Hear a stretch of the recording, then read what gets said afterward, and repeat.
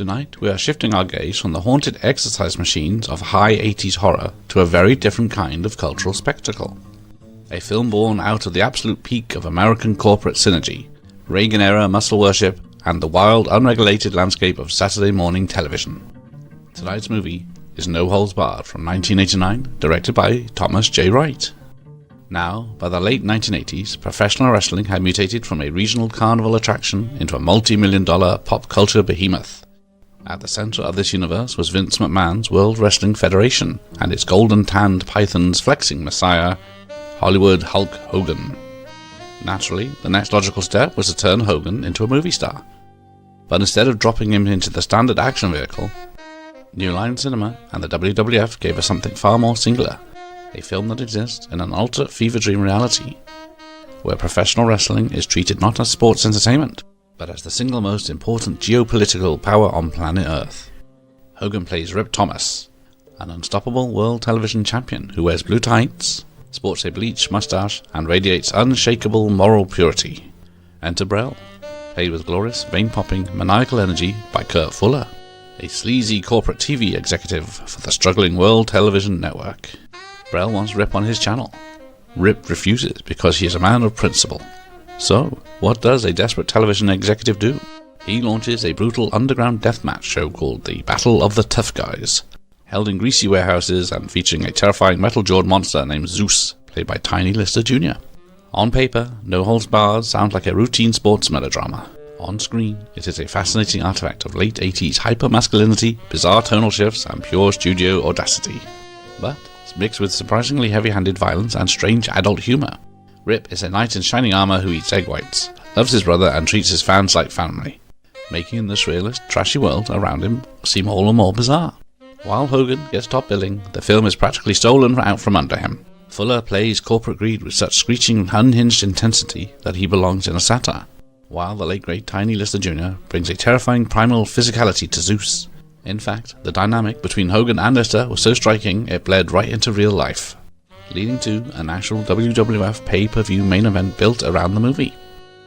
From neon-lit warehouse brawls to bad 80s synth scoring, the film is soaked in the visual language of late 80s trash cinema. It features limo-wrecking sequences, bizarre barroom melees, and lines of dialogue delivered with the subtlety of a sledgehammer to the skull. Is it high art? Hardly. It was critically savage upon release, and stands as a time capsule of a very specific moment when pro wrestling believed it could conquer Hollywood overnight. Yet, for all its absurdity, or perhaps because of it, No Holds Barred remains a compelling piece of pop culture artifact. It is loud, uninhibited, utterly shameless, and wildly entertaining. So, flex those muscles, leave the critical snobbery at the door, and get ready for a clash of the titans. Here is No Holds Barred.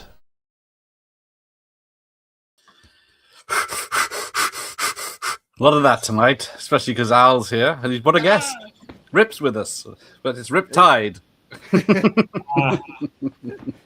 Rip 'em, baby, rip 'em. Yeah, go on.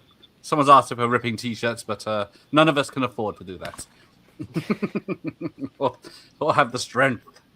Yeah, right? That's harder than it looks. Pure polyester ain't going anywhere.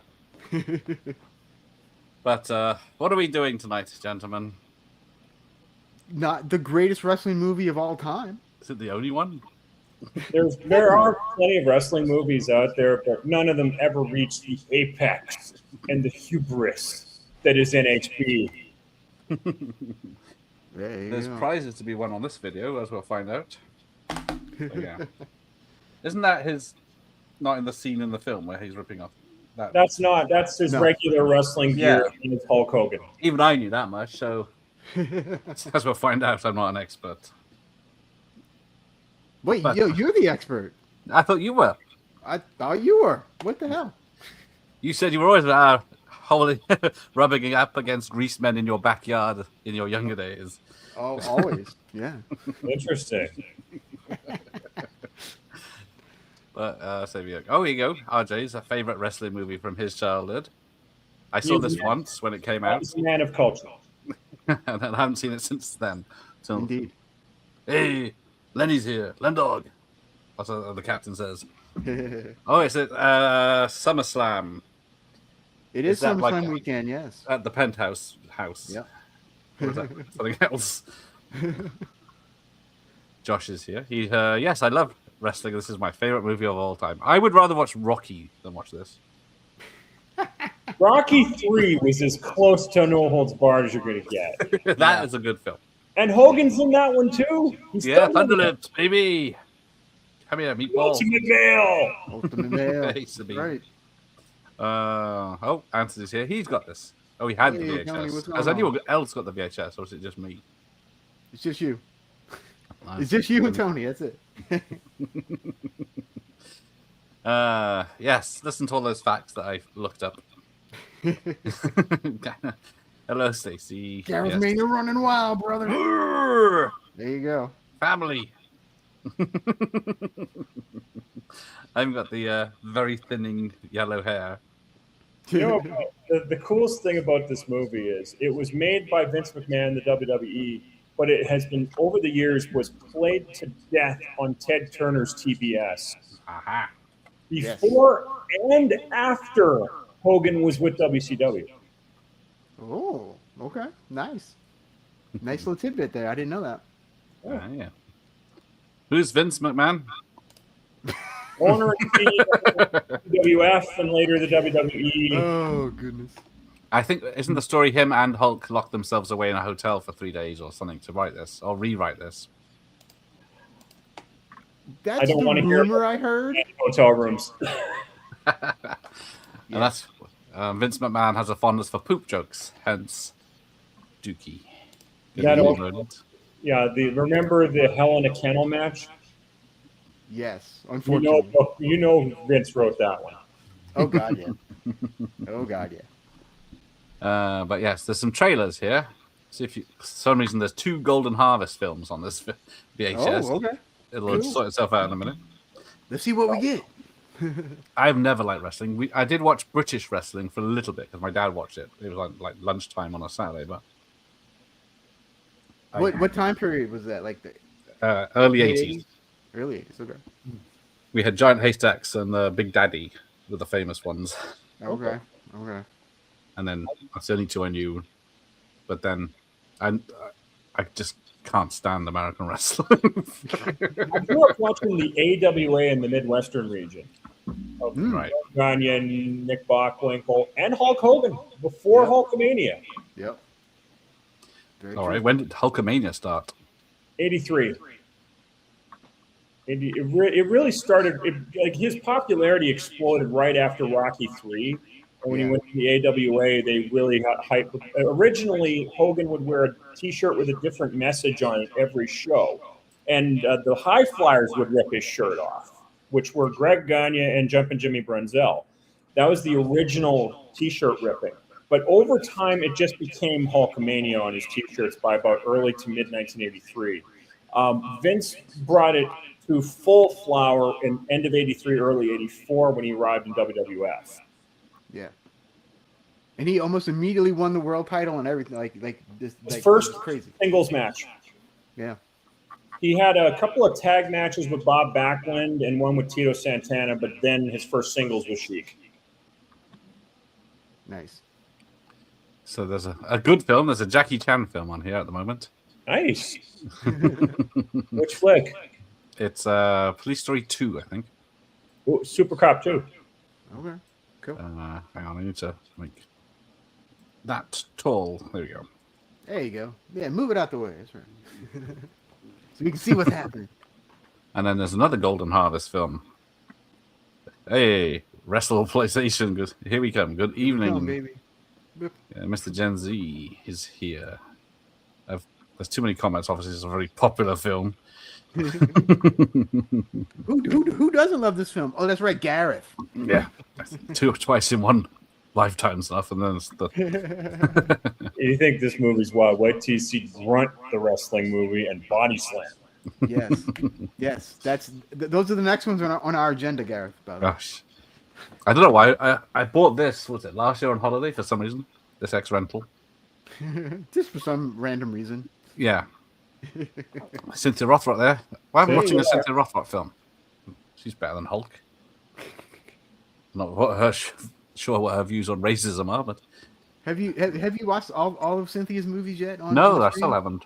No, you still haven't. I'm surprised. There's still a few. Well, they're mostly the recent ones. Well, she makes yes. so many, and she still makes like 2 or 3 Yeah. movies a year. But there you go. It's kicking ass and Ready stuff to she did Rumble. in these Hong Kong films. That's another one. That's another one we need to watch, Gareth. Yes. Never. That's worse than this one. I know that much.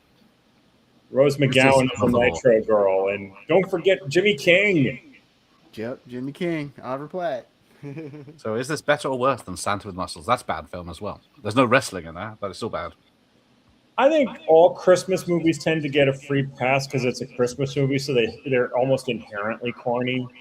Yeah, true. Hey, Wicked Pinto. Hey, what's going on, dog? Morning. It's Yeah, not top free of on the morning to you. YouTube because I don't think wrestling or American wrestling is immediately blocked within 2 frames if you show it. Yeah. Above the law. So there's a competition here. Dial 0898446890 and answer all 3 simple questions. Ooh, somebody call it. As Yeah, I was very disappointed that there's no Sasha Grey in this one as well. So oh damn. Spoilers. God. that's definitely it does have Joan Severance just to make up for it, but she doesn't have poles in all holes. So I want to know what the 3 simple questions are. yeah, it doesn't tell you. You just I it know. doesn't even tell you what a prize is. You have to hang on the £3 a minute Come on, phone man. line. Jesse the Body Ventura. What is he wearing in this? He seems to have some like gold dreadlocks thing going on. That's It's Jesse, Jesse. dude. That's straight up Jesse. Yeah, that's just Jesse being Jesse. And I don't know what poor Joan Severance did to get in this. Who And Mark knows? Pellegrino, whatever his name is, who went on to Joe better Severance can things. do whatever she wants, as far as I'm concerned. There we go. Sometimes Listen- we'd watch British wrestling only because my nan had it at her place. Exactly. I think this is the same year Joan did See No Evil, Hear No Evil Yes, with that Wilder is and true. Pryor. Which we could be watching. A good Kamani. And if I you can't like find Joan it right now. Severance, highly yes. recommend that movie. It's certainly a better, funnier film. I can't. Oh, it's fallen off. Yeah, what is this? He's like rabid. He's spitting up foam and everything. He's trying to be an Dude. edgier version of his normal self here. Yeah. He didn't have hand signals before when he was just doing Hulk Hogan. And when he did, he usually just did versions of this, which was Jimmy Snuka's hand sign. Mm-hmm. Okay. He hadn't developed for life yet. No. So yeah, I don't know how old he's supposed to be here. I don't know how old his brother is supposed to be, but doesn't he call everyone brother? Apart from I guess. Brother or daddy was the usual adjective used in wrestling promos. In Memphis, they always used daddy. But Hogan changed it to brother. But yeah, there's Jesse. This And is Mean 2 years Gene after Predator. And Mean Gene Okerlund, Good the old Mean legendary wrestling interviewer. Gene. Yep. Right. The best, really. And the guy right here in the ring, that is Demolition Axe. I thought that was a woman. You would. Hey, Lockbach. Everyone seems to love this movie. Heck yeah, man. Imagine the backstage politics that kept Barry Darsdale from getting that spot. Yeah, probably. Same here, Doctor. Never got to America. Got in the WWE Hall of Fame. Yeah. I'm surprised they did them both. Right, Byron can't be with us tonight in the chat, but he did send a couple of messages to make sure we read them out. Won't be able to make the stream, but here is some trivia. No Holds Barred was financed by WWF, hence Vince McMahon as executive producer. Tiny Lister was Zeus, was brought into the WWF to feud with Hogan in the summer '89. It was presented as a feud on set, turning into a real-life scrap. Lister's punch were that bad in the ring, they looked fake, that they eventually had to retake the entire segment as it would look horrific on TV. Lister and Zeus wrestled in Super Slam '89 and Survivor Series '89, 2 of them. 4 PPV events, whatever this is, pay-per-view is it? the WWF put on that year. The film bombed. They tried to make some money back in December '89 by having a PPV video called No Holds Barred, the movie, The Match. Part 1 of the film and part 2 is the pre-taped stage cage match with Zeus and Macho King, Macho Man with a crown. Okay. Oh yeah. Versus Hogan and Brutus Beefcake. He was let go in 1990 and went back to acting. The WWF wouldn't finance the film for decades. By the point, they changed its name to WWE. Oh, this isn't the World Wildlife Federation? Oh. With the panda? With a chair, yes. I once wrote a parody of WWF creating the new WWF pay-per-view where all of it was animals. Folks on the local message boards got a good laugh out of it. Right. As Stacy says, what does the book say? So my book that gave First Blood and Predator 1.5 stars, I think it was. First Blood, 1.5 stars. Let's see. Oh, this is I don't even think this will even rate a star, probably then. This has 2 stars, so it's better than. All right. I think it's better than Rocky 5 as well, but there you go. Cheap starring vehicle. Rocky 5. Cheap starring vehicle for wrestling superstar. Hogan plays like a cross between Rocky 3 and the Garbage Pail Kids movie, though it has a few funny bits and camp appeal. The Garbage Pail Kids movie. Okay. And now the assistant mayor from Ghostbusters 2. Yes. This guy popped up in a lot of movies, the high-profile flicks in the late 80s, early 90s. Yeah, he did. He was in Ghostbusters the same year, wasn't he? He was the flunky in Wayne's World, too. He was. Yes, Stacey mentioned that. I forgot to highlight that. Yeah. But is this an actual film or more of a documentary? It's a documentary. Totally documentary. Yep. Everything Everything you see really happened. This is the Monday Night Wars, about 7 years before they happened. Unfortunately, there's no Bobby interviews for this. There is some interviews coming up. I will show off those in a second, but we'll start with this little video. Yeah, Gareth, why don't you try to get Kurt Phillips? I did consider it. Weird acts, comedy, and a different call-in contest every night. They're giving away cash. They're giving away TVs. They're even giving away a bus trip to Cleveland. They're giving away cameras, a jet ski. So that's how Mick Foley got lost there. And on Tuesday, May the 30th, I'll be there to give away a trip to my hometown, Venice Beach, California. We'll screen my new movie, No Holds Barred, and have a private workout at Gold's Gym. It's the big show. Live contests, live winners every night, Monday through Thursday at 8, 7 Central on MTV. This kind of represents the end of WWE's long association with MTV, which was the Rock and Wrestling Connection. It was indeed. Yeah. For a very long time, yes, there was an MTV like WWF hybrid thing. Like they worked with each other. There were specials and all kind of things. Single offer, the whole deal. The best part, you don't know anything about any of it, what do you? What are you on about? The best was when MTV VJs would hang out with Mean Gene Okerlund while he explained the para-political overpinnings of each match. Yep. Socio-political is what he called it. Do you two want to hazard a guess of what position in the top 200 films of 1989 this game? Oh. It made the list? Yeah, did it? I gotta check first before I commit.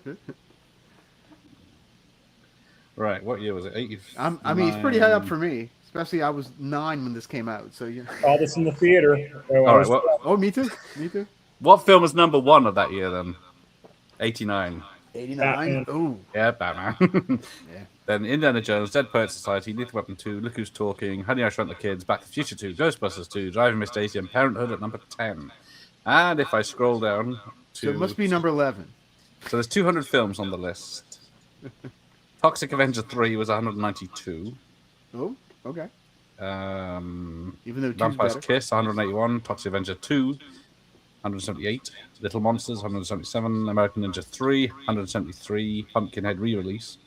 Heathers, 166. As well. House 3 at 150, Stepfather 2, 153, Eric the Viking 144. And it seems to be going too high for this film. 976 Evil 133, Fright Night 2 at 132. I'm going to say it's not in this list. UHF 105.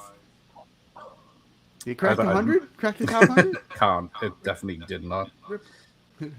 Let me search. It's probably not on. Shit. I still watch 64. UFC 3 times a year. It's 64? 64 ahead of Chances Are and Next to Kin.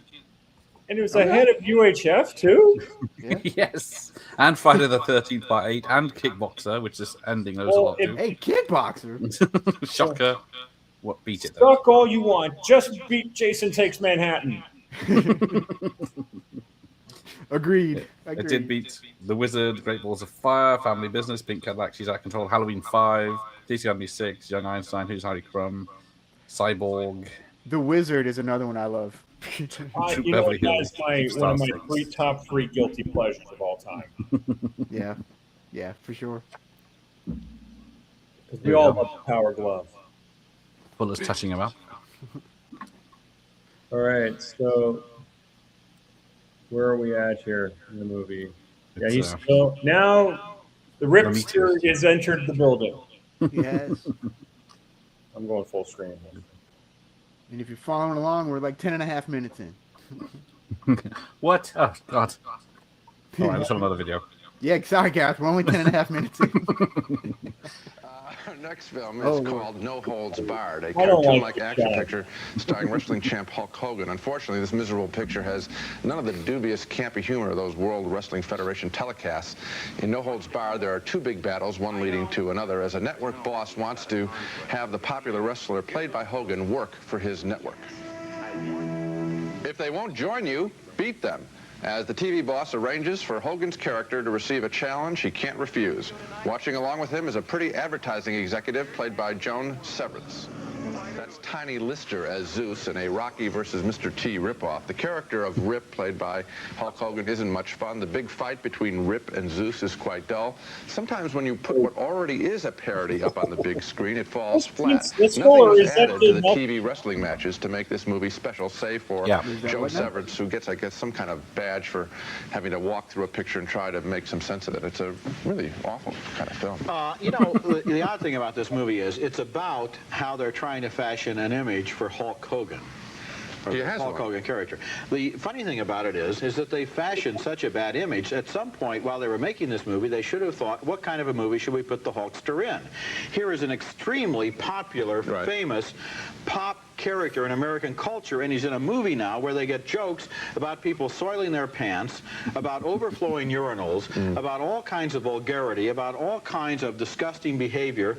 And it's not that I was offended by it. I was more just appalled that the people who watch Hulk Hogan on television and little kids who have the Hulk Hogan character and they go to see this movie are just going to be offended and disappointed in it. I already heard about one 12-year-old girl who walked in and walked out in the midway. So you have to be very bad, a very bad film to get a child to walk out of the picture, leave the theater. I mean, you know, this is a fun time for them. What Hulk or his advisors have done is taken a multi-million-dollar image here and really trashed it better than anybody else could do it for them.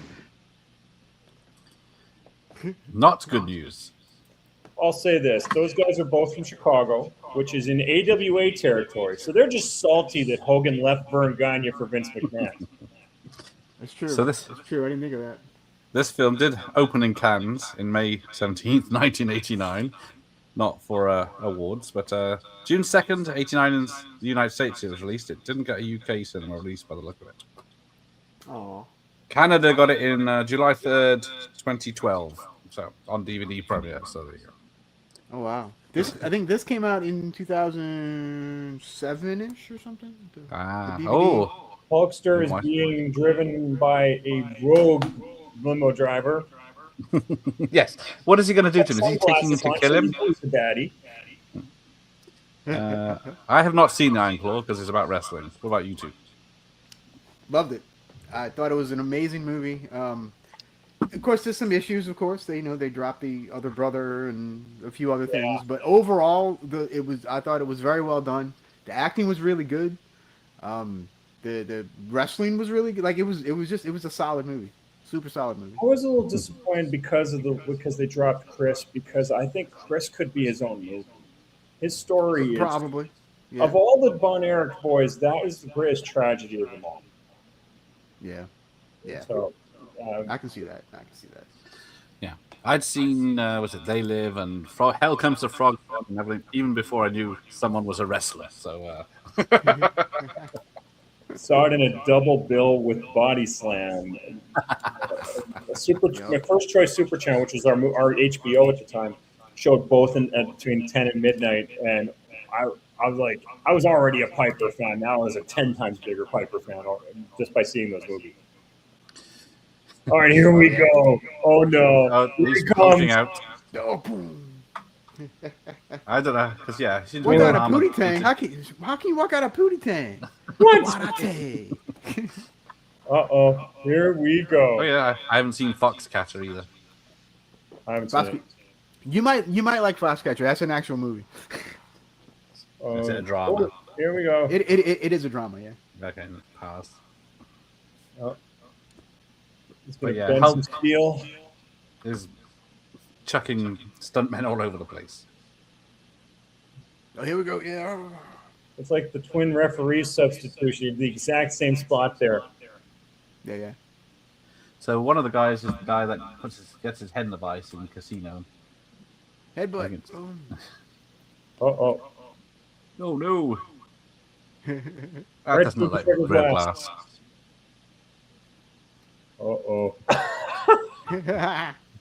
Breathing heavily. We're about to see the greatest moment in cinematic history right here. It's coming. It's coming right here. It's coming up. Does Riptide have a channel? Yes, he does.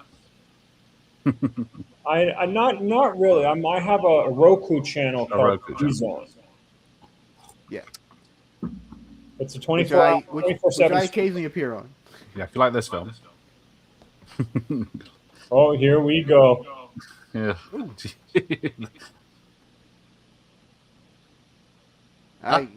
coming. Oh no, here we go. The part's coming. It's coming.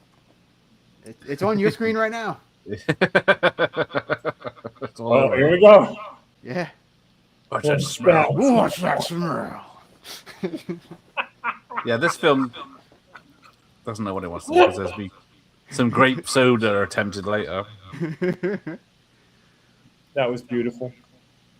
I love how he just throws the guy through the hole in the roof. I don't know which one should have gotten an Oscar, but someone should have. Right, there's the talent's turned up. I mean, the screenplay alone should have. So, what's Hulk's best film if it isn't this one? Rocky 3. All right, what's Hulk's starring film? Okay, fair enough. Best. Define best. Something you could watch more than once.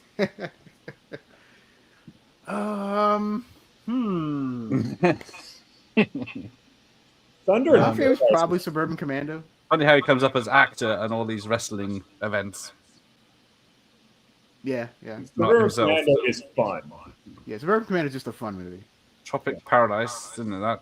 Was a TV series as well.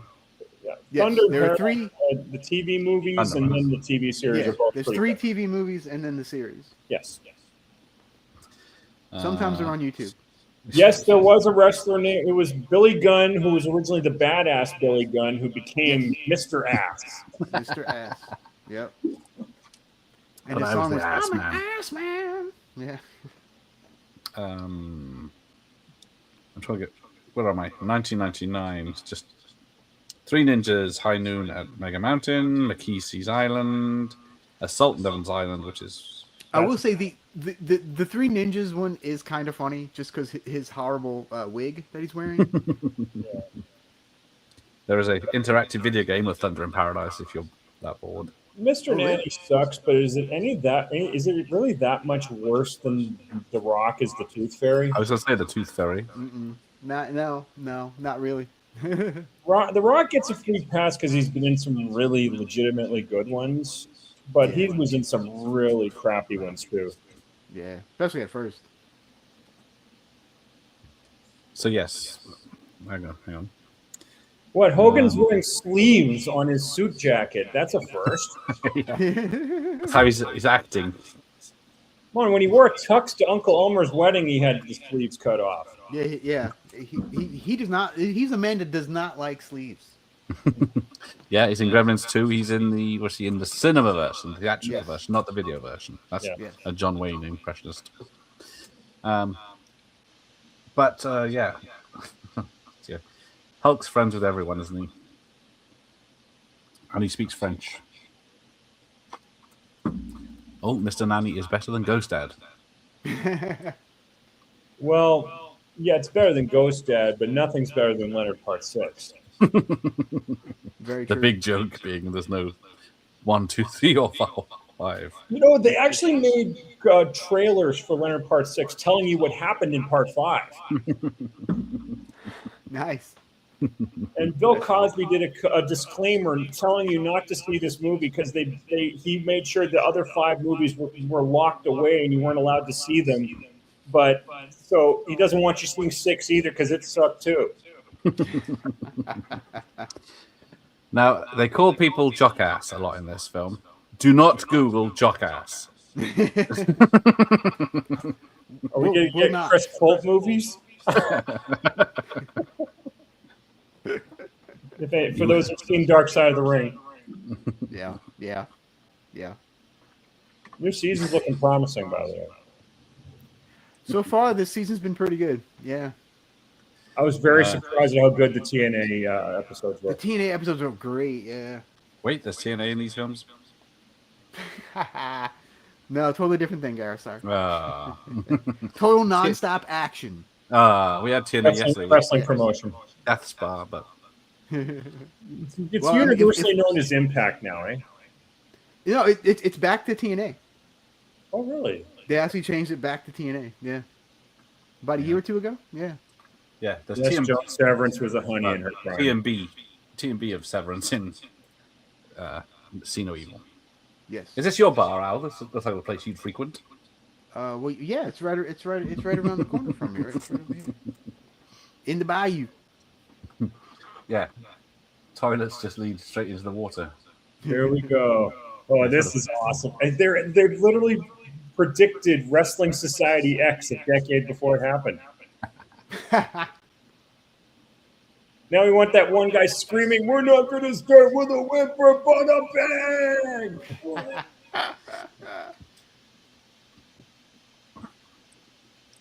And this is where we get Stan Hansen's cameo.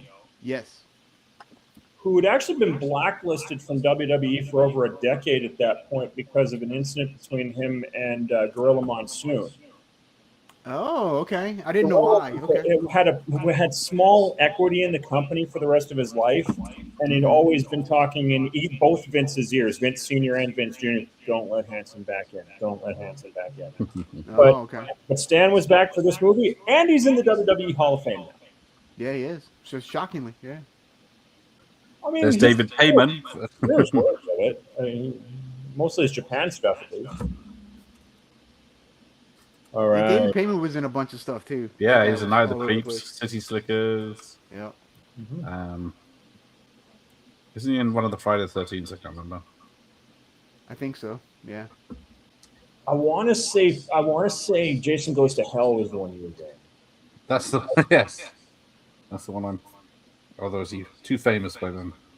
Get Shorty is in. Ooh. State and Maine, American President. Yeah, everything small. One of those character actors that's very important to a film. I've got to go all the way scrolly. Balto 3. Yeah. Okay. He's, and of course your PAL version is way ahead of mine. I'm just watching on the screen and on the bottom corner here is what I'm watching. I have to pause it. Yeah, No Way Out. Not the Creeps. How would the duck? Now, his reactions to this tough guy fight is reminiscent of something Robin Williams used to say about Andy Kaufman's wrestling. He said there'd be all these tragically inept Hollywood types would surround the stage for his part. He'd wrestle these girls, and a minute in, they'd be screaming, "Kill him!" There's Stan. The referee's at the bar drinking beer. Yeah. Uh-oh.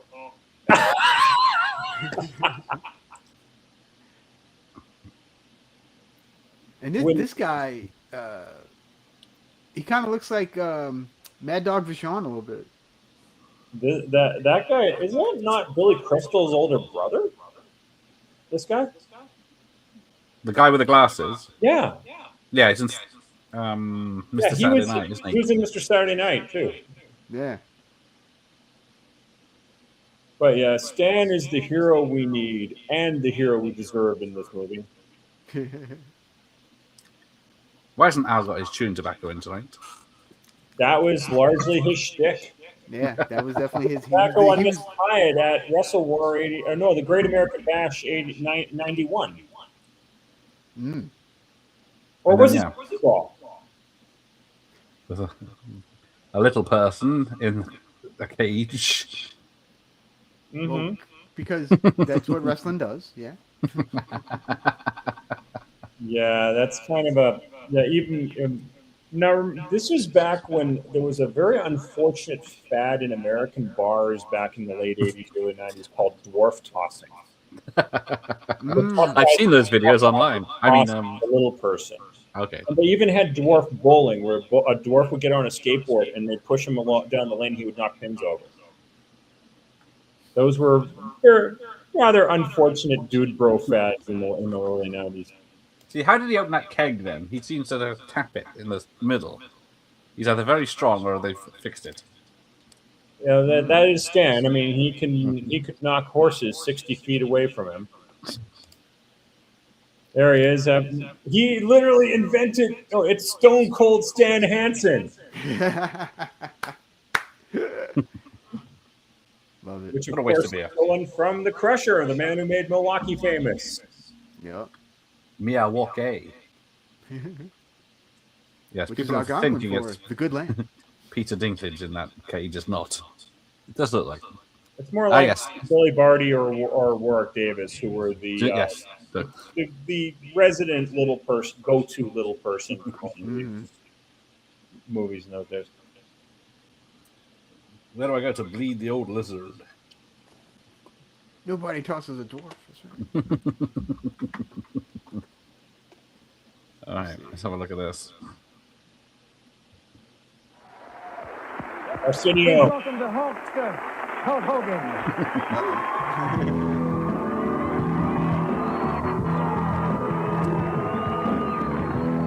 The Ultimate Man. That's not you, Al. Look at this bicycle shorts on Arsenio.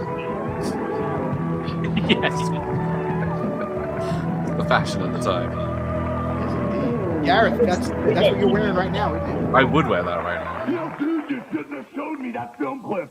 When I saw myself back there, stuff that check down Drell's throat. That's the bad guy in the movie. It kind of reminded me of the $1 Million Man.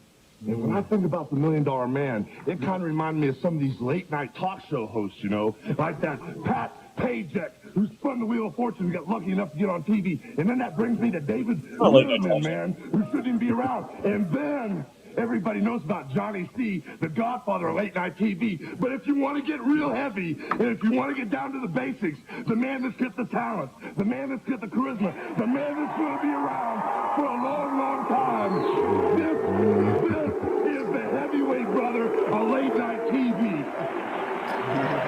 It only lasts 3 more years than Johnny Carson. Yeah, I was going to say, he wasn't around that long. Kind of trying to. It's true. Everybody knows it. Oh boy. What you got to say now?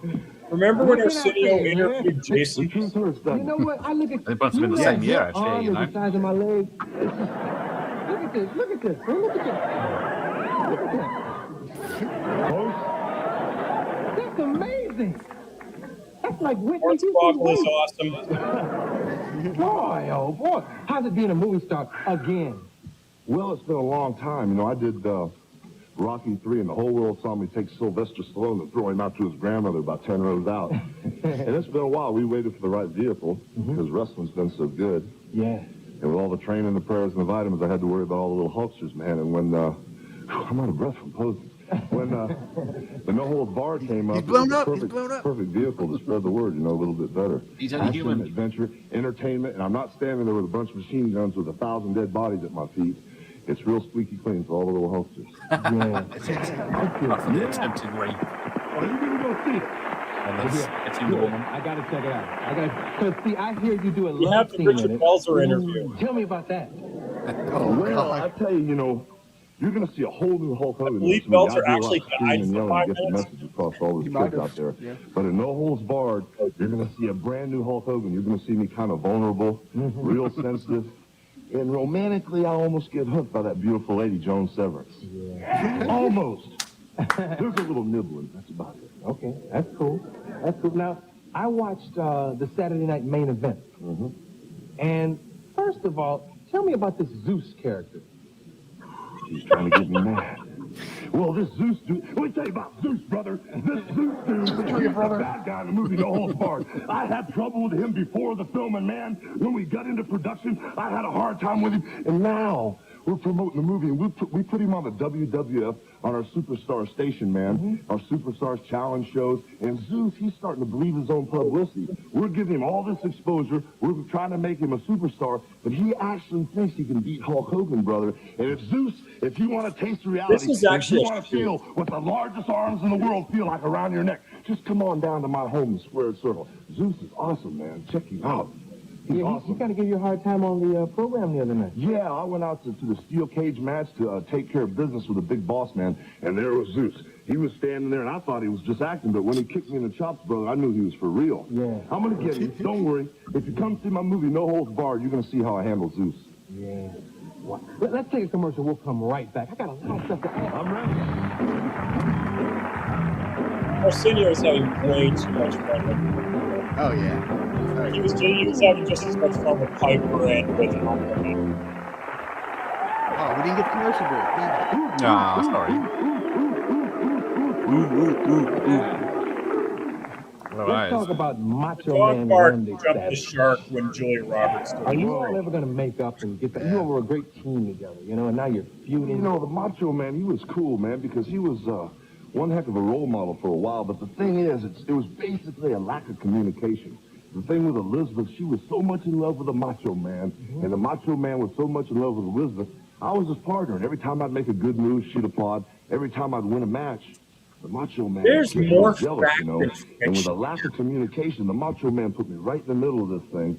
And once he backed me up, dudes, I had to fight for my life. And that's what happened in WrestleMania 5. The Macho Man backed me in the corner, and I wiped him out. Yeah. You know, he's cool, but I just hope he gets his head on straight because without Liz now, he's just not the same. Well, what is the relationship with you and Elizabeth presently? Well, right now, Mr. Elizabeth is my Klondike. manager. It's strictly business, brother. There's no nibbling going on there, believe me. No. It's strictly business. Oh, she's a very attractive lady. You're making me sweat, man. There's been nothing, never even a kiss. Listen, the Divas division Okay. had some very attractive, but none of them Okay, will I'll keep ever going be for it. Elizabeth. Let's talk about the cage match. Agreed. A lot Agreed. of illegal stuff going on there. Well, you know, the cage, you know, when you talk about wrestling, you get me all excited, but the steel cage match, was, you know, I mentioned what station or what it was on? Or... No. No, okay, well, anyway, it was on late was night, NBC. prime time. Don't worry about what it was. We're not It was talking NBC, though. 'Cause I don't want to Don't worry about what it was. Okay, it was late night, prime time, the highest ratings around, I can tell you that. But what happened was I was going around with the big boss man, beating him all over the country, and he kept popping up, and guess his manager named Flick. Yeah. And once he jumped up in my face, dude, the WWF officials decided to end this thing once and for all. So they put a 20-foot high cage, 20 feet high, 20 feet long, all the way around the ring. No way in, no way out. And I took the boss man down to his knees, and I showed him the Hulkamania brand of justice. Yeah. If you watched it, you saw me suplex him 20 feet high off the top of the cage. Almost a career-ending move, but I came out on top. That was scary, man, because you all came down from the That is cage. one of the I mean, greatest just- spots in you wrestling think the fall history. would hurt somebody. You just close your eyes. Yeah, that was a shocking move Okay. from Do you Hogan. think Big Boss Man I will was ever get Cops shorts knocking and us off. wrestling gear, or will he always wrestle? Oh, that ugly body dude, the way he looks, he's so fat and ugly, I don't think he'll ever show his body. Yeah, that makes sense. I read in the paper that this football player, Tony Mandridge, was going to fight Mike Tyson possibly. Will you ever fight a boxer? Well, I tell you, Never heard I'd about get this. it on with a boxer like Tyson if they want to, but if they want to make the fight fair, they better put a pair of handcuffs on me. You know, Tyson's got them gloves, you know, and I got all these other things, all other parts of the body to use. I can take him down, put him in a hammer lock, a wrist lock, a leg lock. And I tell you what, once I get on top, if he gets close enough to hit me, Tyson I can versus reach out and Sphinx grab him. pay-per-view, the commentators were actually saying out loud all Tyson. Oh, man. I just don't want him to have a flashback and think I'm slick. Oh, boy. So what's next for you in the ring? Well, I don't know. You know, I got the WWF title back, thank God. Yeah. And I'm ready for anything, you know. Basically, there's a lot of hard work. There's a lot of guys that want to take my spot. You ought to know how that is, man. Yeah. You just got to stay hot while you're hot. And this guy's real hot. Stop it. He's hot, man. I'm telling you. He's hot.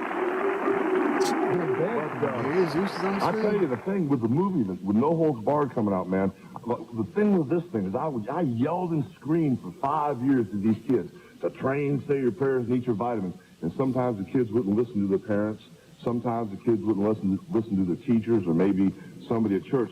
But when the Hulkster says, hey, little dude, if you don't eat your vegetables, I'm going to come in your house and body slam you. They listen, you know. Yes, they do. And so, Threatens to do that in this workout they do. tape. So what's happening here with this movie, you know, I'm using this movie to show all the kids a whole other side of Hulk Hogan, you know, that be intense, man, when you're going out to make grades. Be wired, be a Hulkamaniac when you're going to Yes, the football team or I had that. the basketball. But once that's Don't over, cheat, you the cheat, other I'll body 24 slam hours, you. be cool, be a real person, man. And you know, what goes around comes around. If you're positive things happen to you. I heard that. Right? Nobody can take down Zeus. I want to see you get it on with Zeus or Macho Man soon. Well, you know, if you guys want to come out to the L.A. Sports Arena on the 16th, you're going to see the Macho Man go down in this rematch, brother. I tell you, Hulkamania is running wild, and I'm not worried about the Hulkamaniacs on the inside of the sports arena. I'm worried about the thousands of the ones on the outside that we got to turn away. Technical wrestling doesn't matter as You much want as to come, dude? storytelling, so I I can get you right ringside. I'll come check it out, man. I'll come check it out. Hulk Hogan. Thanks for being here, man.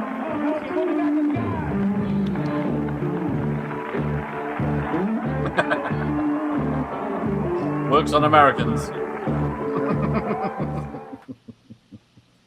Meanwhile, Zeus is winning Battle of the Tough Guys as we speak. Yeah. He's about to take down Stan right now. We missed That's where I'm Van watching. Hansen making fun of their wee-wees. Yeah. That was the best part of the movie. Yep. I like to believe if I was using a bathroom somewhere, anywhere, and Stan Hansen walked in, he would do the same thing. Yeah. I like to believe that that's how he normally goes to bathrooms at bars. All right, so say Hogan was popular and good at promos, but not a very good technical wrestler. Sort of. Have you seen any of his Japanese stuff? Yes. What's that? His Japanese matches are killer. And His he- 1992 run with Stan Hansen is a great example. Yeah. So you can see him on YouTube. Like yeah, check out Hogan. That's best Hogan's ever been. How was he staring out the guy through the telly? Yeah. And the other guy's staring him out to the camera. He would reenact that with Ultimate Warrior when he came back in '98. Yeah. You'd see his picture in the bathroom or in the dressing room. So Tiny Listed won 100 grand for one fight. That's pretty close, yeah. So, but is it going to be? It seems to be a weekly show. This. So is he going to win 100 grand every week? Oh, Plus, man. they don't even mention the other stuff that's on this channel. Obviously, he forgets He all would about be that. the highest paid wrestler of all time if he did that every week. Yeah, right. He'd make more money than Hulk Hogan, Jim Londos, and Steve Austin put together. Yep. That one I What's did his know. name? Andre the Giant, I did know was a wrestler. And Princess Bride. Yes, that is a great movie. And for those that missed it, this is the Hulk Hogan workout tape. Oh, let's have a look at the close-up then, if we must. The cassette tape. Yeah. So it came with the barbells and the stuff. Is that LGM? I had the barbells and the dumbbell. There's two dumbbells and a barbell. Yeah. And a poster showing you how to do all the exercises. Yes, I forgot about I had that. that up on my wall. Yep. Who is this Goldust? I get it's a big bloke, is it? Goldust. Is he camp? Don't like the sound of this. Extremely. Shit. Dustin Rhodes, or AKA The Dustin definition Rhodes. of camp. Yes. He had a gorgeous, large-breasted sidekick wearing all Oh, gold hang on. Marlena. This I have to look at then. Goldust wrestler. Goldust and tits. Marlena, Oh, yeah. She smoked cigars, too. who at the time was Oh, his she's- wife. Oh dear. Oh dear. No. Oh, he's toughened up now, is he? He's all red and black. Yeah, he wrestles as himself now. He wrestles as Dustin. Oh, now Rhodes. they're that's the very first Boiler Room match. Yeah, true. The Freddy Krueger match. Yes, AKA the Freddy Mick Krueger Foley man. popularized the Boiler Room match years later.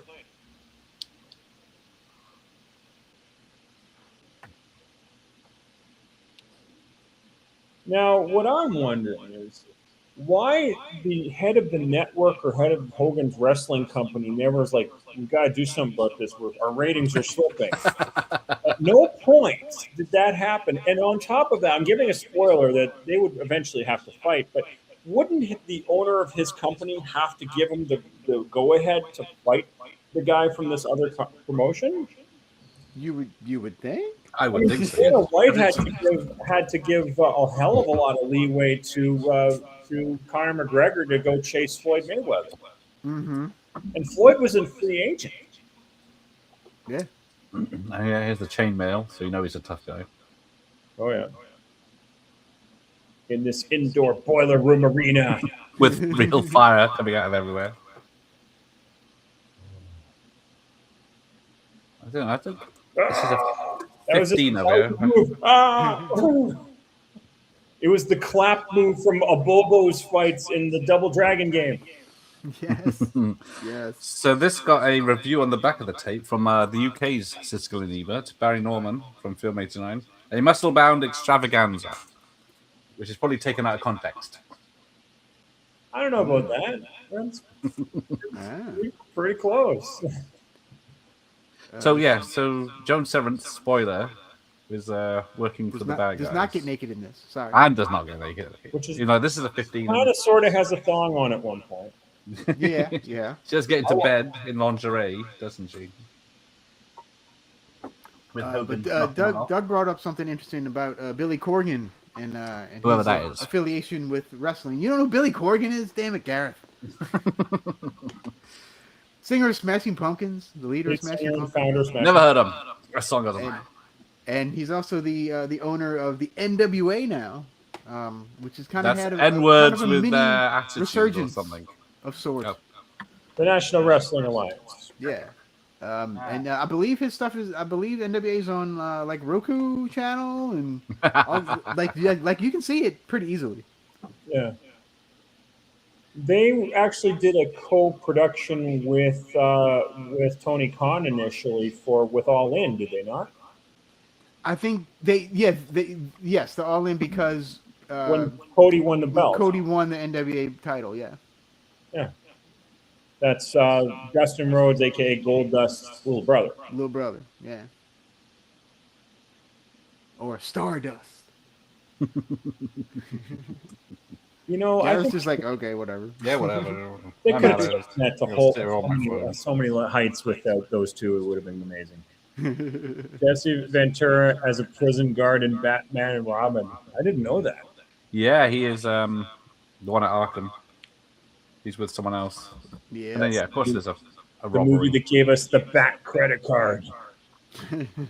That's right. That's right. You know, people really hate Batman and Robin, but I'm the kind of person that midway through that movie, I just said, you know what, screw it all. Let's just revel in the crazy. Well, yes, it's better than this film. Right. He's chucking pies and chairs and causing more damage than they'd actually steal. Boom. How much faster is your tape? Damn. Well, it's level with my version here, my digital version. Sure it is. Sure. Normally it is way ahead.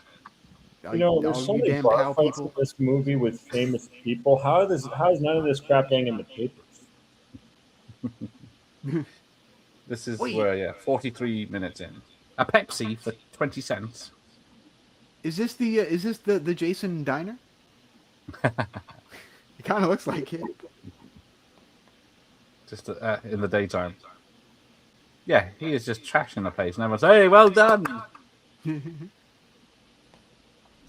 Now, if this was a Hill and Spencer movie, they'd just be slapping people. True. So yeah, who's this? And now he's saved the lovely Miss Severance. What's her name? There she is. Oh, Severance, yeah. Saved. Is that Sapphire?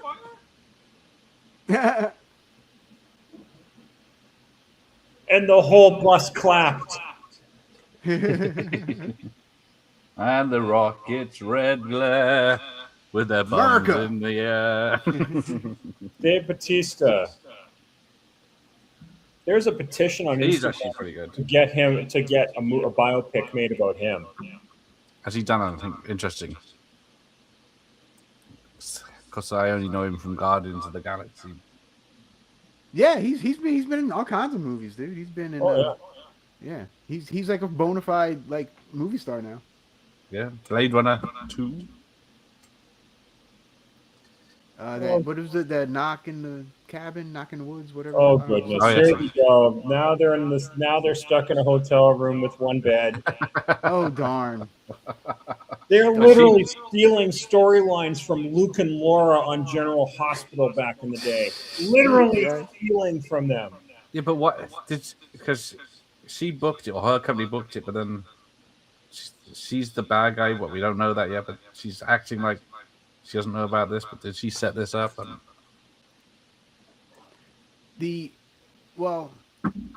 I will say that I'm surprised that Vince and Hogan both let him look like this in the movie, because he's very bloated and very like Hogan's very Hogan big. was, I know this Hogan from was in the 350, 360 range by his own admission at this point. Yeah, but just look at it, his face is real chunky, like more than usual.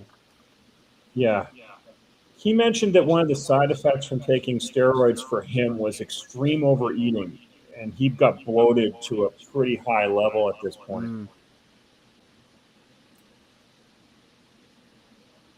Yeah, because I know when he was in WCW, like he had slimmed down. Okay, here we go. And she's checking out his butt, man. Get out of the way, Hogan. Remember that scene in Fletch where he had the rectal exam? I was waiting for him to go, Moon River. Funny. Yes, Luke and Laura's wedding was the wedding of the century. I saw it when I was 4. It was amazing. And I believe you've run that on the B-Zone too, right? Yes, I have, on the 40th anniversary of it. And she's gone. Nice. Right. That was the best bit. Okay, now we've got them. Yeah, a blanket, and then nothing. Yeah. And then this is where, well, there's supposed to be a convention or something, and then you never see that. It just cuts to they're back home and they're in love. Oh, John Cena, yes. I saw 12 Rounds. That's pretty good as a Die Hard ripoff. You know who's making some good B action movies? Stone Cold Steve Austin. Oh yes. Yes. Yeah. A lot of his are pretty decent. Yeah. In the canon era Charles Bronson mold. Mm-hmm. Yep.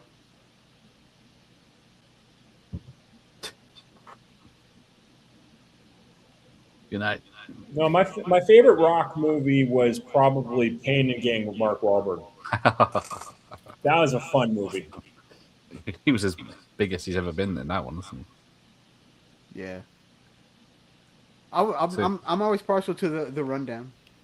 Yes, Rundown that was doesn't suck. Rundown solid. Yeah. Welcome to the Jungle in the UK. It's called. Oh yeah, but Stone Cold's Condemned. That is a good one. Condemned is really good. I do like Doom, despite it's rubbish. So yeah, what is he supposed to be seeing here? Is that his? He thinks it's his ass, but he's doing. Checking out his butt, man. Because he's doing calisthenics Yeah, in he's his doing undies. Yeah. That's too dark. I mean, they're acting like 12-year-olds at some point. They really are. Yeah. Right.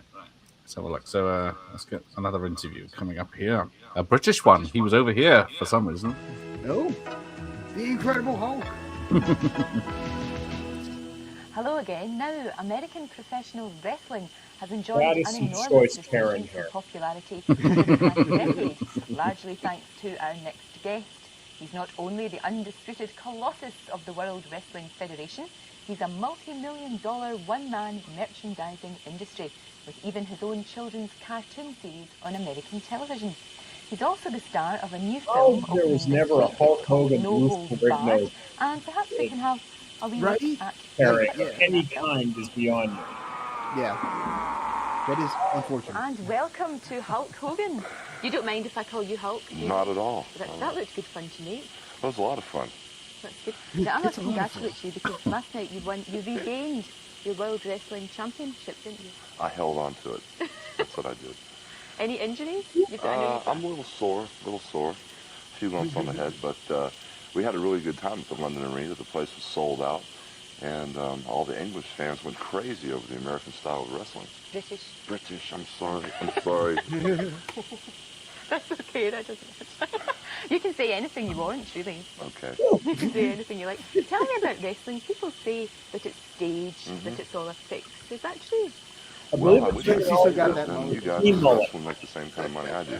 No, I'm just joking. It Or would the be very cowboy. unfair to say that it's all staged and it's all This fixed. man on the end is insistent that it is Paul Gambaccini, so it's all acting. No. Well, I guess we're going to have to get him in the ring, but it's much more than that. It's a sport, it's acting, it's entertainment, it's Holy charisma. I shit, mean, you you were there last know, night, you could see how the British crowd reacted. I mean, they were standing on their feet, and all the British wrestlers that were on the card said, we have wrestled here for 10, 15 years, and we've never seen a crowd react like that. Usually it's just a clap or so. It's a good move in the ring, but last night they were on their feet yelling and screaming. I thought I was in Madison Square Garden in New York City.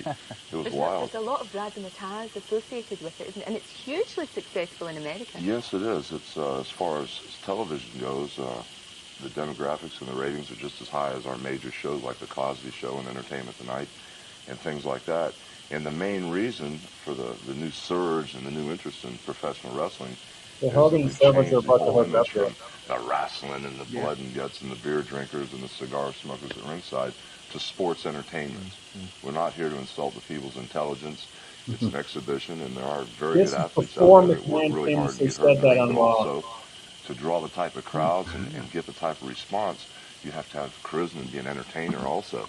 Let's have a little example of what you're talking about, shall we? Emotions do sometimes run a little high in American That professional is wrestling, as you can see from this years ahead of its time. extract. I can't show this. We do get a little That's carried away. that is entertainment. That is not sport. And there is a divide No, I'm not ripping my between blood sport. sport t-shirt. Well, that you didn't see the whole match. That was just the end when the bad guys were doing all the dirty deeds. But you just can't put one adjective to describe it. It is sport. It is entertainment. It's all of the above. But how far will you go in conceding that it is entertainment before it's sport? Well, I'll go both ways. That's I'll say high it's, as a I move. can't say it's all entertainment because I'm bruised up and hurt today from wrestling so hard. I mean, you just cannot tag it with one label. It would be very unfair. You have to have all of the above: sport, entertainment, and theatrics, and it's all.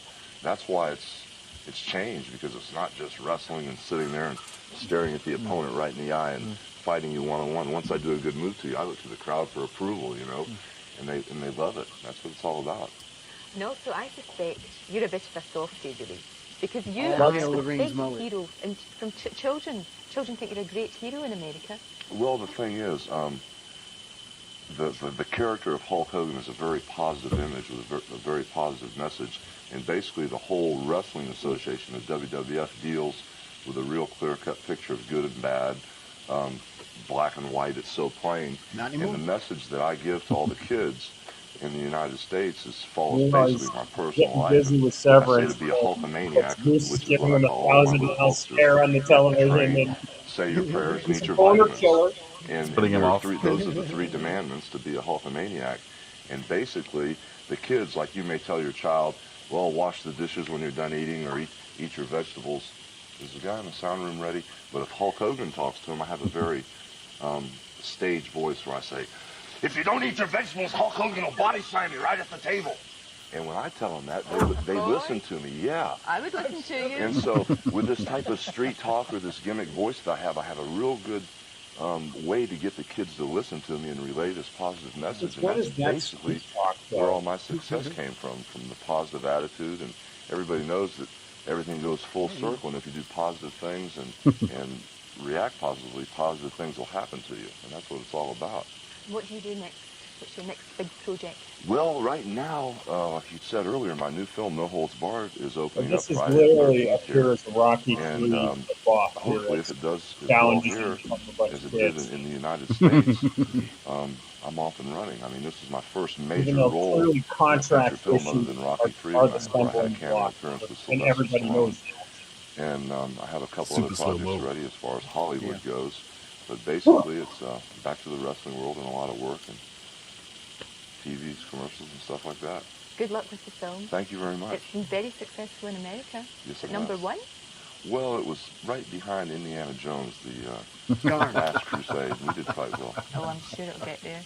Thanks very much. Have you ever been nicked by a traffic cop? Weird Al said that about you. I don't think they would dare. Well, I'm a pretty good bluffer. It counts. I think Chevy Chase had Fletch Lives and Christmas Vacation at number 1 in 89 for 1 week.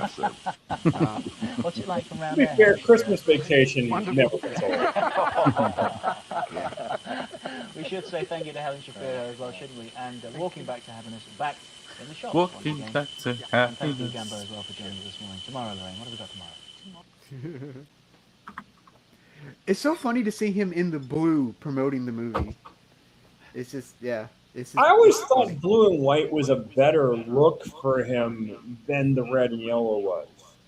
Yeah, well, On there? the yellow was so striking, and it was too bright. It was too bright. Because remember, early in his WWF run, he wore white.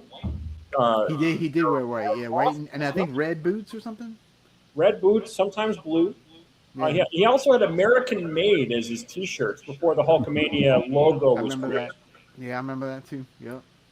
So it had a budget of 8 million and made 16. All right. And it's worldwide. That's basically your average B-movie take back then in theaters. Yeah, they probably thought it would do better with all the Investment versus take home. excitement, but obviously not, because it didn't get released worldwide. So it did debut as number 2 behind Indiana Jones. That's not So terrible. it came out June 2nd. Hang on, let's have a look. Not terrible. Let's have a look. Well, domestic. It's Doc Lewis from Mike Tyson's Punch-Out. Oh, here. Yeah, here's the problematic scene. And now Hogan's new lady is about to be kidnapped. Because that's how contract negotiations work. He's the That's Miley in 1989. of the film. Right. June 2nd. Ah, stupid thing dropped back to 2026. Right. Yeah, and then he turns up on his chopper. She's On the using chopper. You all right? So yes, Indiana Jones still at number 1, 3 weeks after release on June 2nd, 1989, which made 13,000 average per theater, which is in 2,300 theaters. Straight in at number 2, No Holds Barred. 1,300 cinemas and made an average of 4,800 per cinema theater. Okay. And then See No Evil, Hear No Evil was number 3. So she has Oh, top she was 10 2 and hits. 3. There you go. And then All Field right. of Dreams, Roadhouse, Renegades, Pink Cadillac, K9, Pet Sematary, and Major League. there's a mixed bag there in the summer. The Summer of Joan. Number 2 and 3, We- baby. Different genres back then. And yeah, let's have a look. By the second week, Star Trek 5 was number 1. Oh, this whole motorcycle thing is fantastic. And this film is number 6 in its second week. Dead Poet Society, See No Evil, Hear No Evil, Field of Dreams, No Holds Bars at 6, Roadhouse at 7, Renegades, Pet Sematary, K9 at 10. Dead Poet Society was a summer movie? It was a massive hit in the summer for some reason.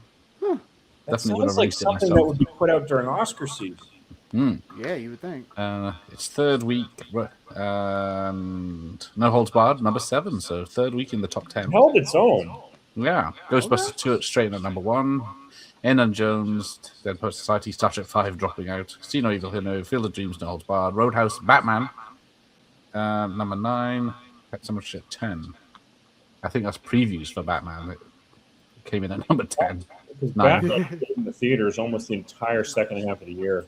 Yeah, Batman straight into number 1 on its first week of release. Here in Winnipeg, it was in theaters, regular theaters, as late as December of '89. Yeah, because I think it came out on VHS. Yeah, because it came out in December on VHS, 6 months after the cinema, and people were upset it was coming out so early. Yeah. So No Holds Barred at number 10 on its fourth week release. So it did all right that week. Or month, June to July. That was probably because of me and Chris. We kept going back to the theater to see her. And yeah, by the fifth week it had gone. Lethal Weapon 2 straight at number 1, Batman at number 2, Honey I Shrunk the Kids at 3, Weekend at Bernie straight at number 4, Ghostbusters 2 at 5, Indiana Jones at 6, Dead Poet Society 7, Karate Kid 3 at 8, Do the Right Thing at 9, Great Balls of Fire. And it's gone. That was a year that was so loaded down with high-profile movies that I don't think that could even be allowed in the current studio system today. It was just such an overload. Lord knows how much money people spend on movies at that year. Yeah, it's the summer of sequels, as they say. But it was just, it was one big high-profile movie after another all year long. Yeah, Batman, Last Crusade, Lethal Weapon 2, Back to the Future 2, Ghostbusters 2, Christmas Vacation, Tango Cash, Tango Cash was December. Star Trek 5, See No Evil. Yeah. Oh yeah. Whole year was just an incredible year. Didn't The Running Man come out that year too? That was 87. Oh gee. Arnold didn't have a film out in 89, I don't think, because Twins was 88 and then Total Recall was 90. Wow. Okay. I didn't know that. Isn't there a famous actor who used to be a wrestler? Batista? As in old actors. I can't remember now. Tor Johnson? Of course you went there. I was thinking like Kirk Douglas was a gymnast, a circus performer. But... Abraham Lincoln was the wrestler? Europeans count. No, unless it's British. Okay.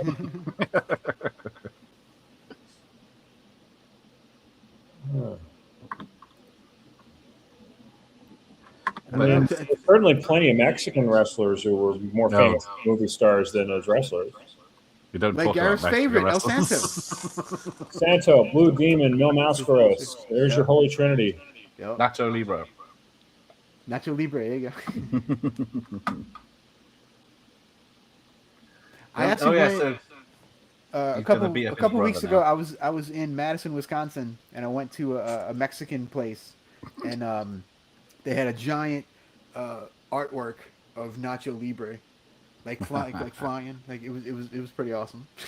Wasn't there? I read this a few years back. Wasn't there supposed to be a Santo sequel with Santo Jr. and Trish Stratus? I think I briefly heard about that, but I don't. Yeah, I heard about it like maybe once, and that was it. I never heard about it again. But Santo Jr. made a couple of Santo movies. One was, but I don't remember if this was one of them or not. Not that I'm aware. I know Trish did make a few movies. Okay. And they're all kind of terrible, but but it, if you like Trish, So now Hogan is going crazy, and he's seeing things. Yes, and his brother's been paralyzed, which is he's going to trash Zeus's gym that I don't believe Zeus ever set foot in his life. Yes, this is, and then they've left Look at this. Videos playing. Okay, this Hogan is literally broken in, but this guy cut a promo expecting him to break in. That just happens to be in the right place at the right time. Let's see. The first news. Zeus. So yeah, Matt's here. He's going to be watching the better version later. No holds barred. Two movies that could have been franchises: No Holds Barred and Action Jackson. But we had the lady from the cantina, or the diner. Well, I think Action Jackson did have a sequel, but it was... Yes, it did. Yes, it did. Yeah. That doesn't count. I fell for that as well. Everything but name. Yeah, yeah. But Hogan moved up to the cardboard cutout.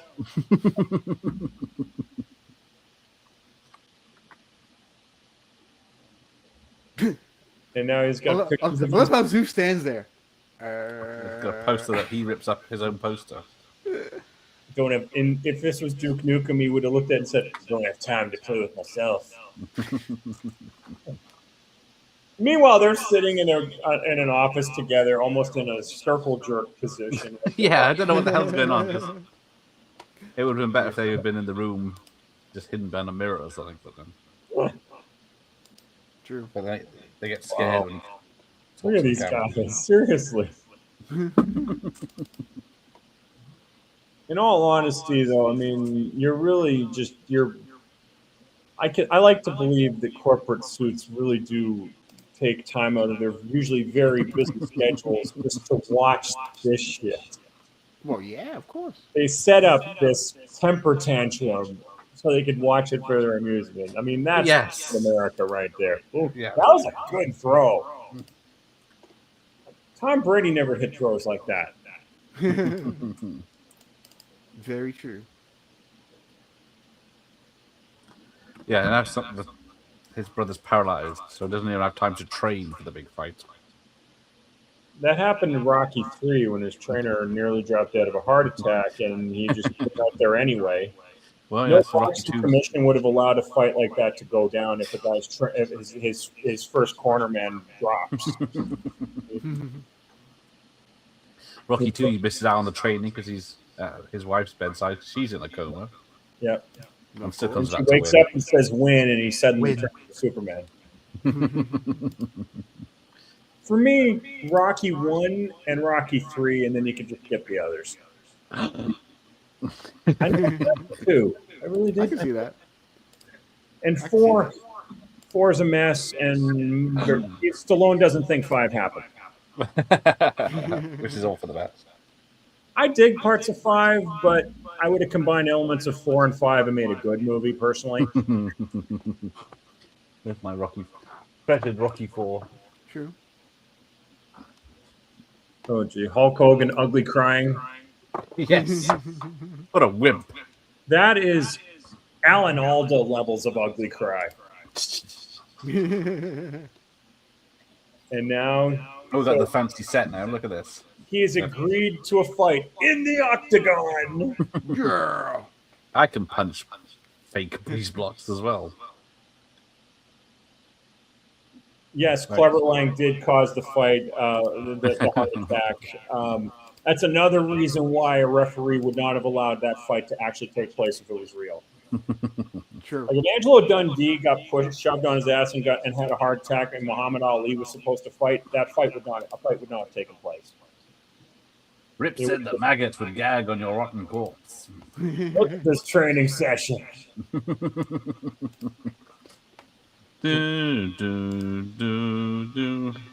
I swear to God, that's the same training room as from Super Fights. Oh, it might be. Yeah. I didn't think of that. Yeah, it might be.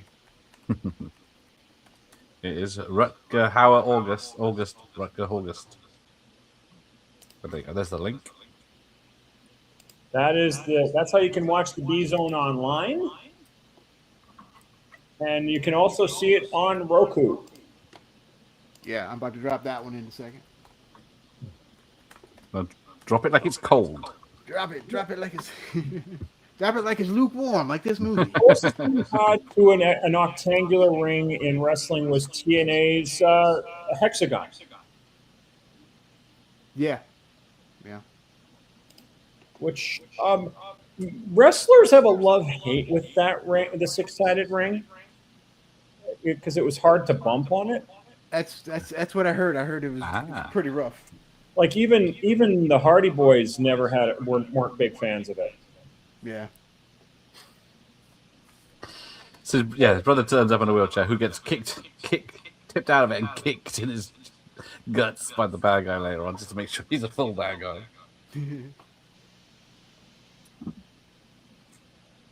And then yeah, the bad guy gets killed in this, as in the executive. Spoilers, Gareth. It's just like that's unexpected.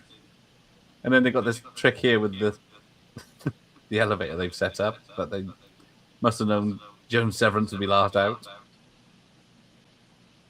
And she gets assaulted for the third time. God, he does look like Doc from Tyson's Punch. Jesus. Who the side scrollers team referred to as Bernie Mac. Where they had this show called Blabs Plays NES Games. Mm-hmm. It's a girl named Blabs who's a bit of a weenie, and she's a big Harry Potter fan, but she's never played NES games, so they make her play them for the first time, and one of them was Mike Tyson's Punch-Out, and she couldn't beat Glass Joe. She kept yelling, "Get up, boy! Get up!" Wow. A couple of guards grab Samantha. Pulling the old kid. There's Hogan. Wait, we have to go save the girl now, even though I've got to fight in like 10 minutes. Is there no dark match or undercard for this show? No, just the one match. One match. So it's literally like the old MTV WWE shows they used to do. Like, yeah. One was was it Richter against Moolah? That was a one-show event. Yeah. And then Hogan versus Piper was a one-match show. Fleecing you. Brawl to end it all and war to settle the score. Mm-hmm. Anyway, this is not wine. This is gin and tonic as the special drink for the WWF, isn't it, or whatever? E. I don't know. I've got good old water. H2O. For an inter-promotional match of this size, yet they're basically using Center Stage from WCW. Look at that set. I mean, you'd think an event like this would fill a big stadium. Yeah, there's barely a crowd of 100 people. They're all in dinner jackets and stuff. I saw DDT shows in Japan that had bigger crowds than this. And they had, it was full, but it was a bigger room than this. I must say, that Titantron is impressive. Wendy had a nice career after Vince. She did Crockett for a while, did into AWA, and then had an extended career in Japan. Huh? She retired in the mid-90s. Yeah. That's it. So you better eat your prayers, brother. 904. So that means all the spoilers from a company Hogan still currently worked for were being dropped going into this show. Yes, indeed. Yeah, the crowd doesn't look that keen. They're just like, "Oh, we're on, right?" Look at this. Oh. Wait, there's another cameo. It's worse than what he wears in. I like to believe that this is what Tiny wears whenever he. Sure enough. Right? Ooh. Yeah, they're so involved in the game. She just walks out the door in a minute. Oh, he's exhaling apparently. He has to wear bigger shoulder pads than the Road Warriors. True. You can do it, Rip. You can do it. The Battle of the Tough Guys. Yeah, like that's first draft naming that one. Here we go, the stare out. Wasn't there a real Battle of the Tough Guys where Butterbean got famous? Competition? Something like that, yeah. Some kind of tough man thing. So yeah, if it's not faked, how can hitting him across the face that hard doesn't do any damage? Now, There's no blood in these wrestling a matches. decade or about 14 years later, Hulk Hogan and The Rock would wrestle at WrestleMania X8 in Toronto. And it's considered one of the greatest matches ever, even though 6 moves in total were used in the entire match. This is an example of using less than 6 moves in a match and not telling a story. True. So, it's really, so in that regard, it becomes crappy. It's not the material; it's the presentation. And Well, I mean, one of the issues was that Tiny was not a wrestler. Yeah, he's an actor. He's an actor. Yeah, he's a big dude, you know. Yeah, trying to tag his disabled brother in. Yeah. But that's still more credible than when Ric Flair got hot tagged when he was out cold in his last match. Yes. I had to bring. You knew I had to go there. I did. And she had to show the boobs off a bit more there. Yeah, we need to see her, more of her. She's the best. I want Jerry Lawler to scream puppies. Yes. That would make this way better. So yeah, not only because Tiny Lister's character, whatever he is Zeus, he was released from prison for murder, which is often yeah, they brought that up earlier in the movie. Yeah, it's like glossed over that he's actual murderer. Rip's trainer had tried to train him, and he killed a guy in training. Up in jail. That's where the cross between them happens. Right. He's barely an actor, respect him. Come on, you're talking about Debo, man. The president of the the president in the universe or something, isn't he? In Fifth Element. Yeah. I mean, the thing about Tiny is he probably could have been a good stuntman. Perhaps, he's a big, strong guy, and for guys like Arnold, loved working with guys like that in the movie. So I love that guy. Being a full-fledged Bond villain, he is Mr. McMahon. Yes, indeed. Yes. She does not have any shower moments. It's very disappointing. No, not in this one. That is really one of the great crimes of the original 20th century. Its movie was made almost a decade before the Attitude Era, or we most certainly would have gotten that. Yeah, true. Let's see, he's in Runaway Train, the Cannon film, with my mate Eric. Nice. That's a good movie. Armed and Dangerous with John Candy. Yes. Love that movie. Saw that in the drive-in. Extreme Prejudice. Beverly Hills Cop 2. Never remember him in that. This Matlock episodes.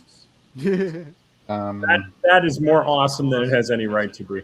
9.5 Ninjas. Oh God. Driving Me Crazy. Universal Soldier, that's what I was thinking of. He's one of those.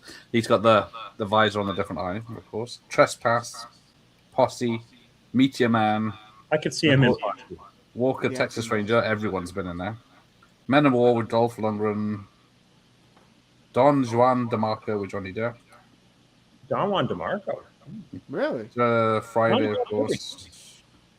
Things to Do in Denver When You're Dead. I love that title. Yeah, I always thought it was something else. Oh, goodness. I just can't see network executives being recklessly savage with cameras around. Oh, she's blonde in Payback with C. Thomas Howell and has a love scene involving Flower. Okay, I'm looking at that one after the stream. Mortal Kombat. Yes, with Roddy Piper, yeah. Yes, so we air that as part of Action Smash. Sure did. B-Zone. Yep.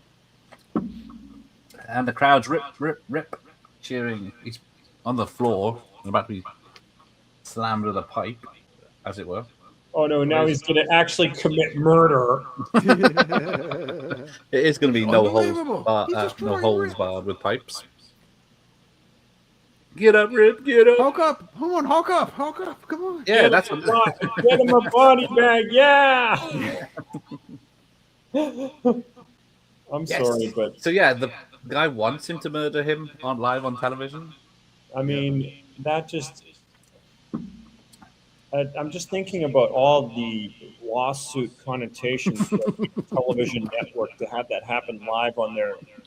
Yeah, knowing that it was happening. It wouldn't be a hit show. It would be the end of the network. Yeah. I Oh, mean, here you it's go. not like MTV and Jackass where you knew people would watch that crap, but the shows did get canceled if someone died in them. There were programs on MTV Yeah. where that actually happened back then. It happened in the UK on a TV show. It was like a family show, and then they brought in a person off the streets, as it were, to win a competition, and they made him do a stunt where they dropped him in a car or dropped him from a height, and he literally died, and they Oh Lord. had to cancel everything. And Wow. Now he always did the neck break spot. He did that with Bruce Beefcake too. yeah, it looks like he's killed him. Done. Film over. Let's go. Andre the Giant did that spot a lot during his heel run too. Yeah, he did.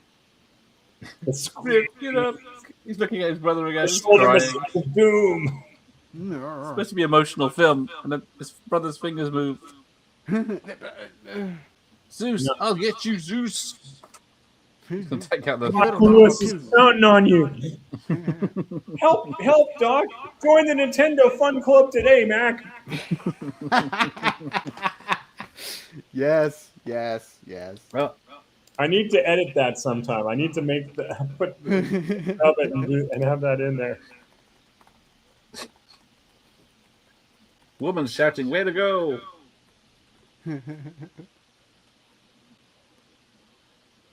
Are there any wrestling moves? Is he gonna Hulk up? To the ground? Yeah. I'll just punch him in the face. Yeah, just punch him. It's fine. The brother can leave him alone. He was the devil in Supernatural, wasn't he, or something? Oh, something like that. Oh, Hogan's gonna Hulk up. Oh, here he goes. He's so angry, he's shaking. But where's... Hang on, why hasn't he won? She's loose, so there's no reason for him to hold back. This is an unprecedented display of strength and determination. You know what? If it's not Gorilla Monsoon, I'm just not buying it. The greatest wrestler of all time. Zeus is... Oh, here we go. Oh, here we go. What's he doing?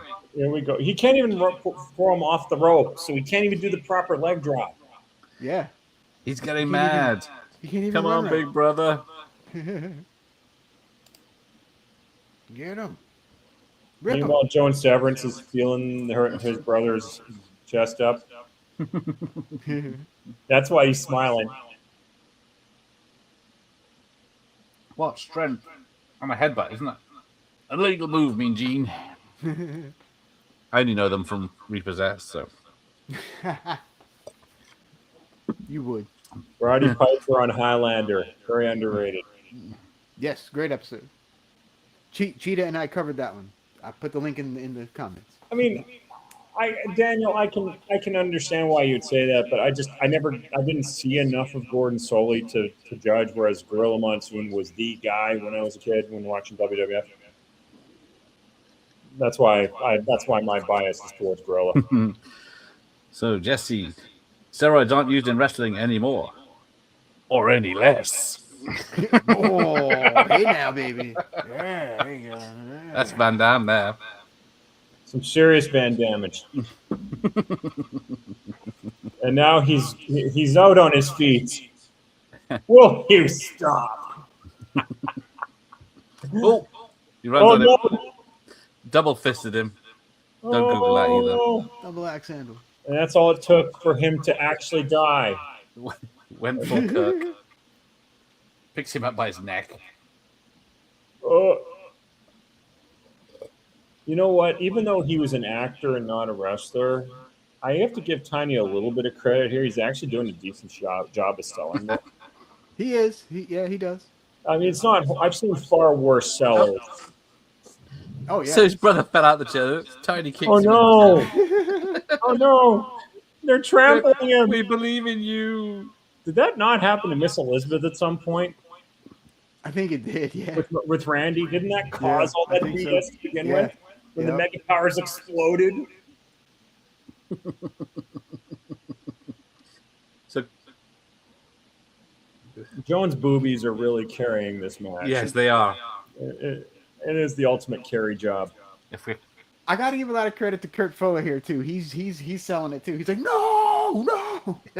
Yeah, hiding in his room. Oh, This is Mr. McMahon in the Stone Cold era. I was like, where's the Yeah. cameraman? In its prototypical form.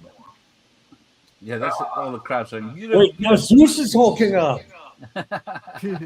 And yeah, he's assuming he's one of the behind you, Zeus. He's literally going full Bob Sapp. Oh, And that's all it took to bring him down. say goodnight, Gracie. Kill him, you dumb son of a bitch. I think Fuller's gonna have a heart attack before anything happens. Yeah. Oh, yeah. Yeah, then it looks like it's technical difficulty on the background, so whether no one can see the fight.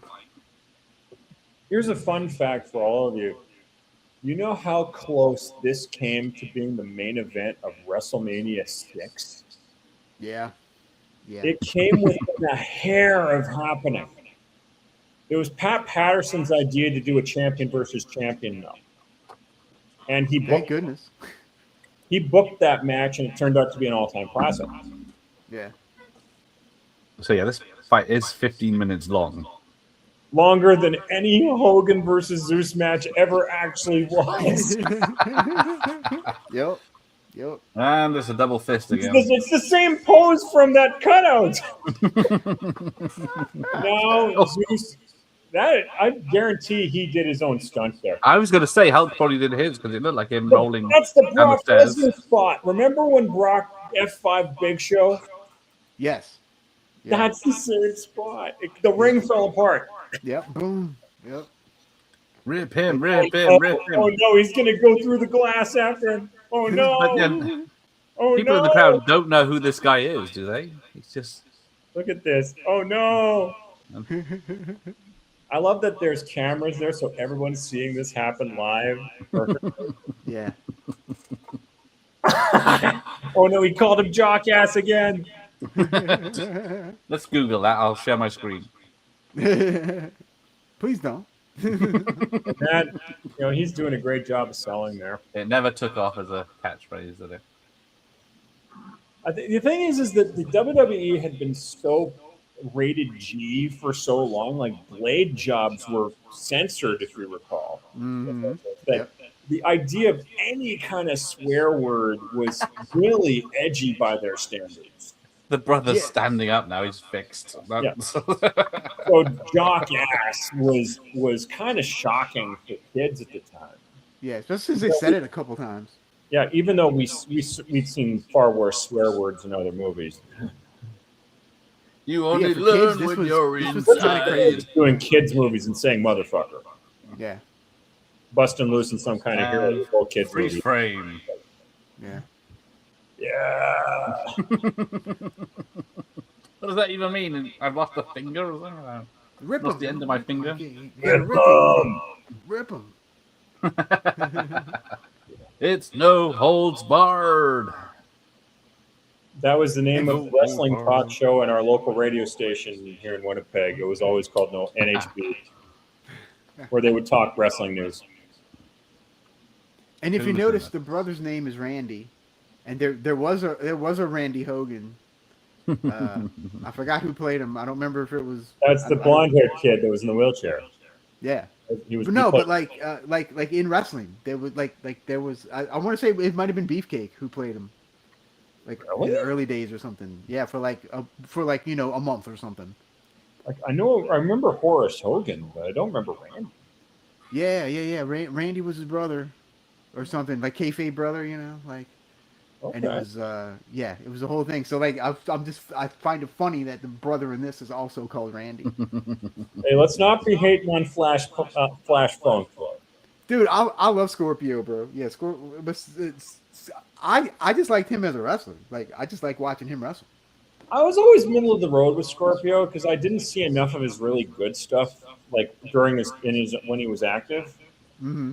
Like I remember him as Flash Funk. Was he not Savio Vega at one point? No, it's a different guy. Okay. Fair enough. Yeah, no, he was Flash Funk and Too Cold. So like the ECW Too Cold stuff was awesome, Okay. I've only seen a select few matches with him. and the stuff in Japan, the Too Cold stuff in Japan is really cool too. I've seen exactly 2 Japanese matches. One of them was an IWA match. Okay. Yes. That's right. How would you rate this movie? I'm never watching it 1,000 ever out of again. 10. Great holiday fun.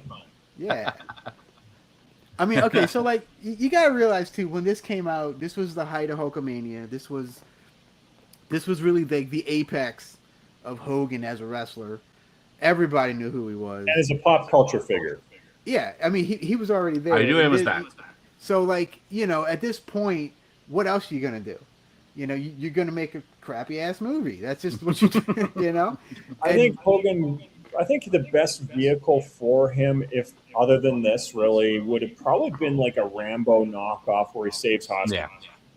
Yeah. Everyone was saving hostages in the '80s. Like, Rambo went from going crazy to saving hostages by the end. I mean, it was. I think Arnold did a movie where he saved hostages, didn't he? A couple, I think. I know the American Ninja movies ended up that way, but that was such a it was a cliche, but it was an easy one to make him still a kid-friendly hero. Right. Yeah. We see the thing is, excuse me. The thing is, I don't think they wanted to. They wanted to make this as kid-friendly as they could. Minus Jockass and a couple other curse words, and the stuff with Joan Severin's. Well, you gotta have something for the parents too, right? but they, if they went the Rambo route, that would have been a little more, in the R-rated territory, and they didn't want that because his main thing was, it was kids. Kids were a big fan. That was his main fan base, I think your plan B would be like what the A-Team was. Remember, all that military nobody died. Yeah. I mean, that's probably doable because I remember when I was a kid, we all watched A-Team. Oh yeah. So I think that would have been a good vehicle for him too. Yeah. No, I totally agree. But here's something we should have watched. Hang on, there's a bit of a preview of what's coming up. We stole American Gladiators and just called it Gladiators. And there was a particularly lovely lady. Oh? That was very famous. She got her own VHS cover profile.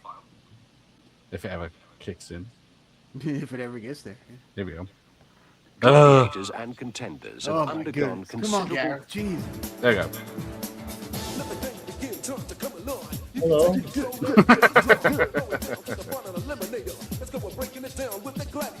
That's not one of the Bella twins, although it's not a Bella. I thought it was for a second. She could pass for the third Bella twin. She could. That's get off. Where's the swimsuit scene? You're like, where's the good stuff? More important, harness needed some serious readjustment. I think it made a bit of a difference. Yeah, I can't show any gladiators either because 2 minutes on just like wrestling, it's heavily. Oh, hang on. A workout video. Her name was Jet. Jet, yeah. He's very popular on my channel. That's why I go. Yeah. See? He's like, whoop, Jet, yeah. There we go. An hour of this, there'll be. Oh, and she's swimming. Swimming is a great exercise. Sometimes I do it. Mars knows who they are as well. Add some more cardio training. My honesty is just all the time. No stress on the spine. My words will not be distressful. You see, since the war, we've become very sedentary. I just want you Anyway, to... That is funny. that's coming up next week. Oh, sure. Don't invite me for that one. Remember Roller Games '89? They had some honeys there too.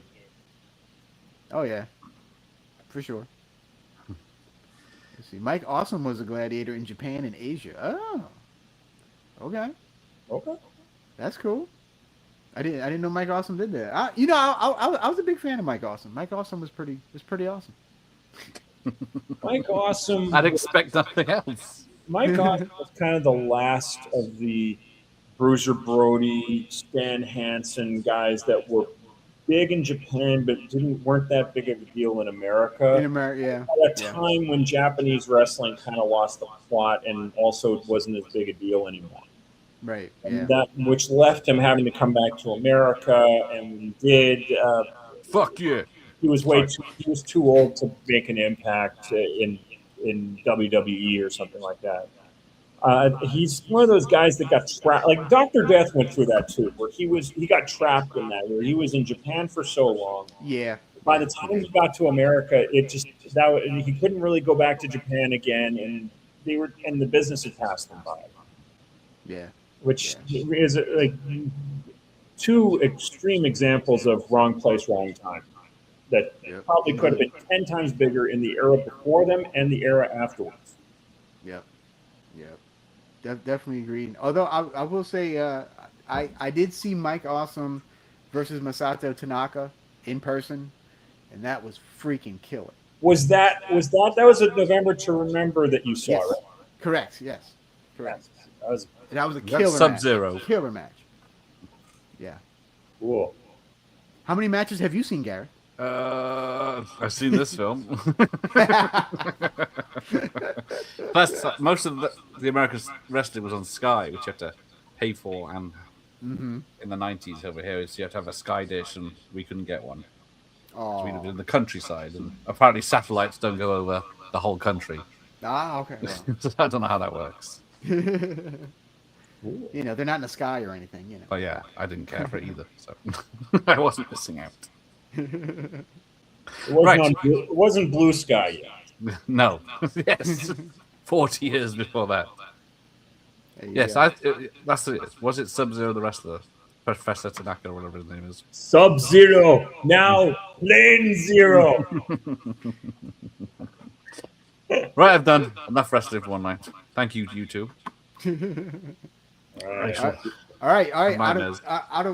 Out of the Dave Meltzer 5-star scale, what would you give? What would you give this movie, Gareth?